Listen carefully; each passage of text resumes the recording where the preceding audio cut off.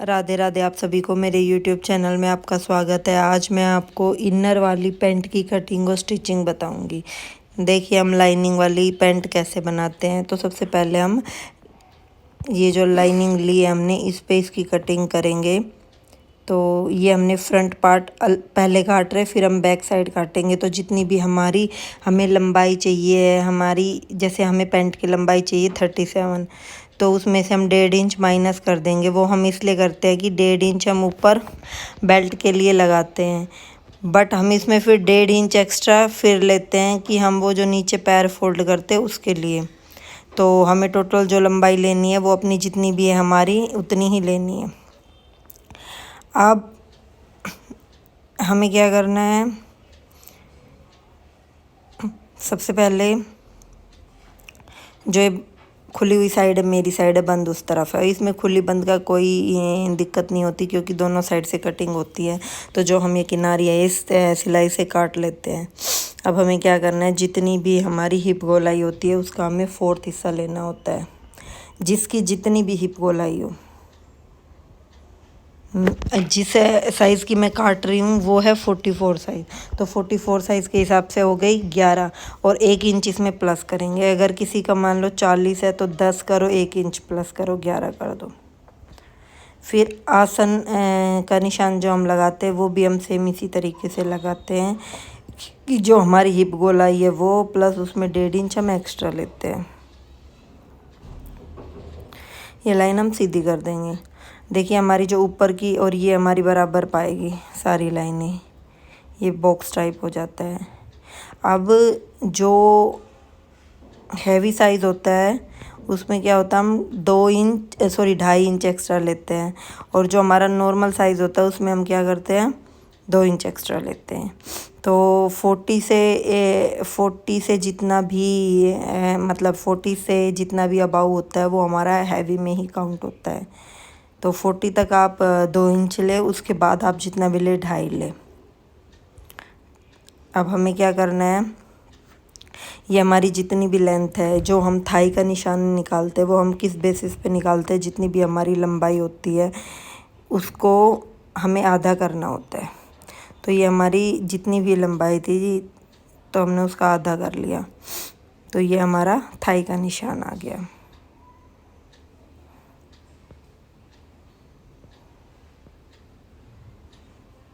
देखिए main pant में हमें 3 ही चीज़ों की ज़रूरत पड़ती, 4 चीज़ों की ज़रूरत पड़ती है। कमर, हिप गोलाई प्लस हमारा थाई और मोहरी, नीचे का पांचा। अब हमें क्या करना है, जो ये हमारी लाइन है इस लाइन का हमें हाफ़ करना होता है, ये सेंटर निकालना होता है। पैंट की जब हम कटिंग करते हैं तो हम जो हमारी ये लाइन होती है हमें इसका सेंटर निकालना होता है। तो हम ऊपर से नीचे तक ये लाइन का सेंटर निकाल लेंगे। ये हमने इसका सेंटर निकाल लिया। सेंटर कैसे निकालना है, जो हमारी ये नीचे आसन वाली लाइन होती है हमें इस लाइन का 2.5 इंच एक्स्ट्रा लेके हाफ़ करना होता है, हाफ़ इस साइड में हाफ़ इस साइड में। तो ये हमारा सेंटर हो गया। अब यहाँ आप थोड़ा ध्यान दीजिए क्योंकि यहीं पे हमारी गड़बड़ होती है। अगर आप हल्का फुल्का भी ऊपर नीचे कर देते हैं तो क्या होगा, वो हमारा टाइट हो जाता है। और जब भी आप ये गोलाई ले तो थोड़ा लूज़ ही ले। अब हमें क्या करना है, जितनी भी हमारी थाई थी उसका हमने हाफ़ लिया है। देखिए जो हमारी थाई थी उसका हमने हाफ़ लिया है, ना कि 4th भाग।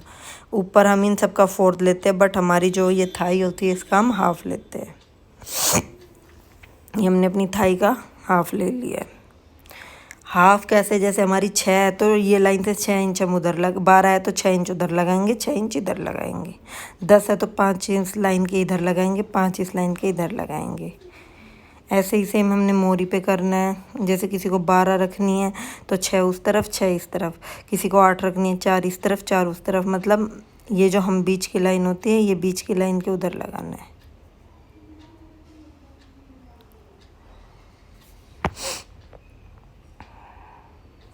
आप चाहे जितना मर्जी रखें, बस ये चीज़ याद रखें कि जो भी नाप हम अब लगाएंगे, जो हमने बीच में सीधी सेंटर की लाइन खींची ये लाइन से लगाएंगे। आधा निशान हम लाइन के उस तरफ और आधा निशान हम लाइन के इस तरफ।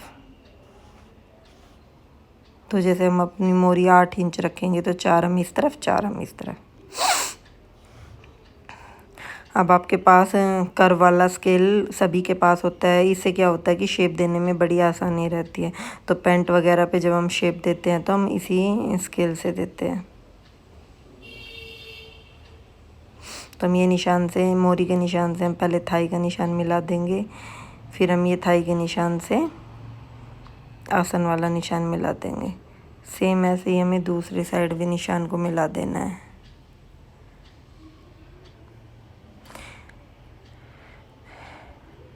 अब जो हमारा ये इधर थाई का निशान है, हल्का सा आप देखिए यहाँ ये कॉर्नर सा निकल जाएगा। तो हमें कॉर्नर ना निकालते हुए ये साइड से ऐसा सीधा ले जाके इसकी कटिंग कर देनी है। और हमने ये शेप, देखिए ये शेप हमें झुका के नहीं देनी है। कई लोग ऐसे झुका के दे देते हैं तो उससे क्या होता है कि ये हमारा आसन खिंचता है। तो हमें क्या है, 1.5 इंच पे ये शेप देनी है। आपके पास शेपर हो तो आप उससे भी दे सकते हैं। मतलब हमें शेप ज़्यादा डाउन करके नहीं देनी है। मेरा कहने का मतलब ये है कि थोड़ा सा ऊपर की तरफ उठा के हमें शेप देनी है। और जो हमने ये 1 इंच एक्स्ट्रा लिया था, अब मैं आपको बता देती हूँ, ये 1 इंच हम जो कमर में एक्स्ट्रा लिया था वो हम क्या करेंगे, जो हमारी फ्रंट पार्ट होता है उस पर आपने देखा होगा कि हम 2 बेल्टें डालते हैं। तो वो 1 इंच हम बेल्ट के लिए लिया था हमने। तो 1/2 इंच हम इस तरफ बेल्ट डाल देंगे और 1/2 इंच हम इस तरफ करके बेल्ट डाल देंगे। तो ये पूरा, और नीचे की तरफ हम 5 इंच लेंगे और ये हमारा बेल्ट में 1 इंच जो हमने लिया था वो एडजस्ट हो जाएगा।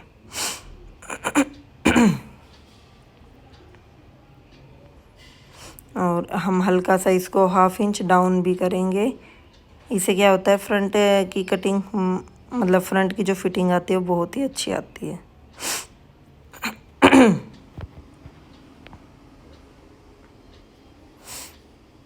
और ये हमारा फ्रंट पार्ट का निशान बिल्कुल लग के रेडी हो गया है।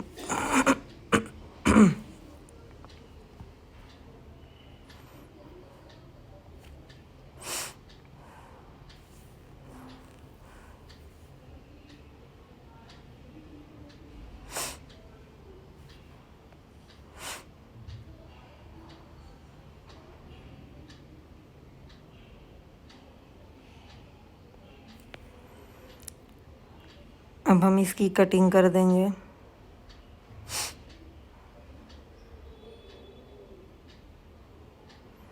देखिए इस आप लोग सोच रहे होंगे कि हमने ल्यूजिंग के लिए कपड़ा नहीं लिया या वैसे कुछ नहीं है। जब हम थाई वगैरह का नाप लेते हैं तो हम हल्का सा लूज़ करके ही नाप लेते हैं। तो इसमें हमें एक्स्ट्रा कपड़े की ज़रूरत नहीं पड़ती। सेम ऐसे ही हमें बैक पार्ट की कटिंग करनी है। तो हमें क्या करना है, ये भी बैक पार्ट भी हम लाइनिंग पे काटेंगे और फ्रंट पार्ट भी हम लाइनिंग पे काटेंगे। सेम ऐसे ही बैक पार्ट हमें लेना है डबल फोल्ड में, और जो हमारा फ्रंट पार्ट था उसको हमें इसके ऊपर रख देना है। पर जो हमारा बैक साइड पार्ट होता है उसमें हम 2.5 इंच एक्स्ट्रा लेते। देखिए हमारे हिप की वजह से पीछे का पार्ट अगर हम बराबर इक्वल लेंगे तो वो टाइट हो जाता है। तो इसलिए हम जो पीछे का पार्ट होता है वो 2.5 इंच एक्स्ट्रा करके लेते हैं, फिर हम उसकी कटिंग करते हैं। तो जो हमारा ये फ्रंट पार्ट होगा हम ऐसे का ऐसा एज इट इज़ इसको इसके ऊपर रख देंगे, वो 2.5 इंच जो हमने एक्स्ट्रा लिया था उसको हटा के। और जो हमारा मतलब फ्रंट साइड है उधर से हमें कोई निशान एक्स्ट्रा नहीं लगाना, पर जो हमारा आसन की तरफ होता है वहाँ से हमें 2.5 इंच एक्स्ट्रा निशान लगाने होते हैं। तो मैं आपको बताऊँगी कैसे हम 2.5 इंच एक्स्ट्रा लगाएंगे।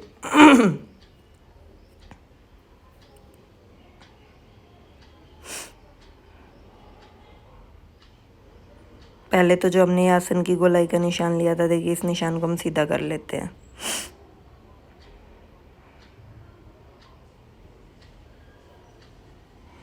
और इसमें भी हम ऐसे ही थोड़ा गोलाई दे देंगे, और यही जो 2.5 इंच है ये हम ऊपर से नीचे तक ऐसे बराबर लेते हुए चले जाएंगे। बट ये जो हम बढ़ाएंगे ये सिर्फ हम आसन की तरफ ही बढ़ाएंगे। और ये हम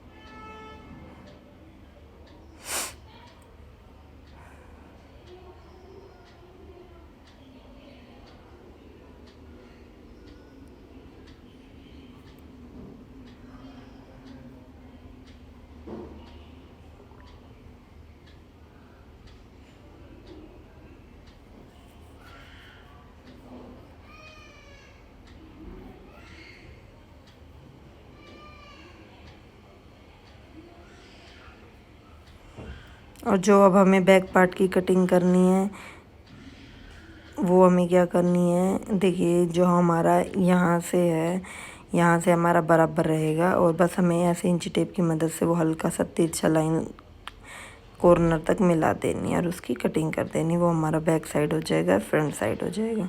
और इसी पैंट की स्टिचिंग की वीडियो आपको हमारी दूसरे की इसी पैंट की स्टिचिंग की दूसरी हमारी आने वाली वीडियो में मैं इसकी पूरी स्टिचिंग आपको करके बताऊंगी कि हम इसकी मोरी पे क्या डिज़ाइन करेंगे और देखिए इस पैंट की सिलाई कैसे करेंगे ये हम आपको दूसरी वीडियो में बताएंगे। तो आप हमसे जुड़े रहे और हमारी इसकी सिलाई की दूसरी वीडियो ज़रूर देखिए, क्योंकि क्या है ना कि ये कटिंग की वीडियो इतनी लंबी हो गई थी कि फिर स्टिचिंग की वीडियो हम इसमें ऐड नहीं कर पाए। तो हम आपको पहले स्टिचिंग दिखाएंगे फिर कटिंग दिखाएंगे। और हमने जो लाइनिंग पे काटा था सेम एज इट इज़ ऐसे ही हमें जो हमारा ये कपड़ा है इस पे इसको रख के काट देना है, फ्रंट पार्ट को फ्रंट पार्ट के साथ और बैक पार्ट को बैक पार्ट के साथ। देखिए जो हमारा कपड़ा होता है उसमें अर्ज मतलब आसन ये जो चौड़ाई होती है बहुत ज़्यादा होती है। तो इसको क्या है हम डबल फोल्ड करके साइड से एक्स्ट्रा कपड़ा निकाल लेते हैं और क्या एक्स्ट्रा कपड़ा निकाल लेते हैं उसका कई जगह यूज़ भी हो जाता है ना। ऐसे आप चाहो तो डबल फोल्ड करके भी कर सकते हो अगर आपको कपड़े का यूज़ नहीं है, पर आप साइड से करके निकाल देते हैं तो कई बार क्या होता है कपड़ा इतना होता है कि आपकी कुर्ती के लिए भी उसमें से एक्स्ट्रा कपड़ा बच जाता है। तो जहाँ तक हमारी कोशिश होती है कि जितना कपड़ा हमें ज़रूरत हो हम उतना ही कपड़ा कटिंग के लिए फ़ोल्ड करें।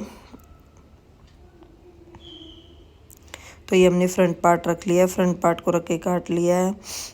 ऐसे ही सेम हमने बैक पार्ट को रखना है और बैक पार्ट को काट लेना है, क्योंकि जितना भी हमें मार्जिन प्लस माइनस जो करना होता हमने सब लाइनिंग पे कर लिया है। तो लाइनिंग पे इसीलिए कपड़ा काटा जाता है ताकि लाइनिंग पे जो चीज़ करनी हम लाइनिंग पे कर ले फिर उसको डायरेक्ट कपड़े पे सेम टू सेम ऐसे ही काट लें। और लाइनिंग में काटने का एक पर्पज़ ये भी होता है बाई चांस हमारा कपड़ा बिगड़ ना जाए। देखिए अगर लाइनिंग बिगड़ गई तो कुछ नहीं होता, हम दूसरी ला देंगे, कपड़ा बिगड़ गया तो पूरा सूट ही ख़राब हो जाता है। तो ऐसे ही नई नई वीडियो देखने के लिए आप हमसे जुड़े रहें। अगर आपको हमारी वीडियो अच्छी लगी तो हमारे चैनल को लाइक कीजिए, शेयर कीजिए, सब्सक्राइब कीजिए। धन्यवाद।